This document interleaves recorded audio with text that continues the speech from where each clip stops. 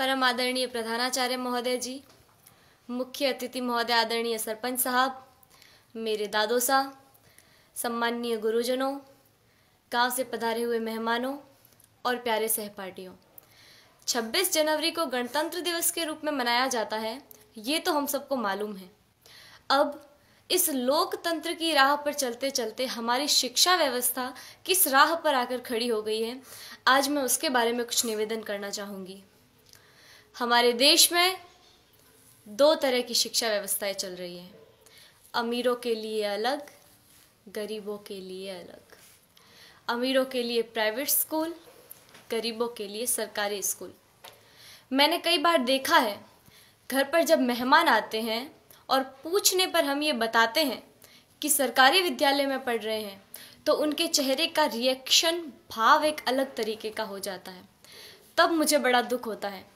उन सभी लोगों से मैं ये निवेदन करना चाहूँगी कि आप बहुत बड़ी गलतफहमी में हैं, क्योंकि शिक्षा का जो स्रोत है, शिक्षा जहाँ से आती है, वो आदरणीय शिक्षक है। शिक्षा ऊंची बिल्डिंगों से, बड़े बड़े गार्डन से, अच्छी बसों में सफ़र करने से या एसी रूमों से शिक्षा नहीं आती है। शिक्षा आती है शिक्षकों से, और वहाँ पढ़ा रहे सभी शिक्षक राजस्थान सरकार या किसी भी सरकार द्वारा आयोजित शिक्षकों को चयनित करने की परीक्षा में असफल रहे हुए लोग हैं, जिनको सरकार ने शिक्षक बनाने से इनकार कर दिया है। वो सभी लोग वहाँ पढ़ा रहे हैं। हमारा सौभाग्य है कि हम जिस विद्यालय में पढ़ रहे हैं, वहाँ के शिक्षक राजस्थान सरकार द्वारा आयोजित शिक्षकों को चयनित करने की परीक्षा, जिसमें लाखों लोग भाग लेते हैं, उन लाखों लोगों में से चुने हुए शिक्षक हैं, जिनको राजस्थान सरकार ने शिक्षक बनने के योग्य समझा है। हमारा सौभाग्य है कि हमें ऐसे ट्रेंड टीचर पढ़ा रहे हैं। मुझे गर्व है कि हम अच्छे हाथों में हैं। मेरे दादो सा आदरणीय जय सिंह जी देवल यहाँ विराजे हुए हैं, जो मुझे कभी कभी एक बात कहते हैं कि जितने भी IAS, RAS या सरकार के किसी भी उच्च पद पर लगे हुए ऑफिसरों में से ज़्यादातर ऑफिसर्स सरकारी विद्यालयों में पढ़े हुए हैं और सरकारी विद्यालयों से ही उत्तीर्ण हुए हैं। वर्तमान में एक डॉक्टर, एक इंजीनियर, एक वकील, एक बिजनेसमैन, यहाँ तक कि इन विद्यालयों में पढ़ा रहे शिक्षक भी अपने बच्चों को सरकारी विद्यालयों में पढ़ाना नहीं चाहते हैं। आखिर क्या कारण है? इसका कारण है संसाधनों का अभाव।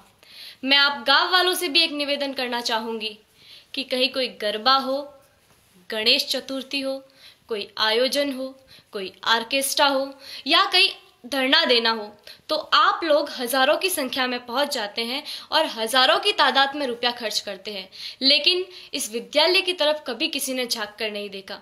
इस विद्यालय की ओर देखने का किसी को भी समय नहीं है। मैं आप गांव वालों से ये निवेदन करना चाहूँगी कि जितना जोश आप उधर उन कार्यक्रमों में दिखाते हैं, उतना ही जोश आप इधर इन विद्यालयों के लिए दिखाएं।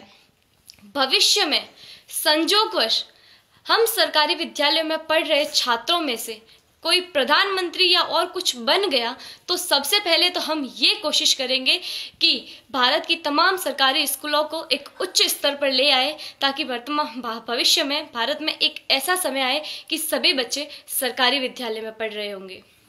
मुझे जो कहना था वो कह दिया। मैंने जो कहा वो गलत है या सही, मुझे नहीं पता। इसका निर्णय तो आप लोग ही कर सकते हैं।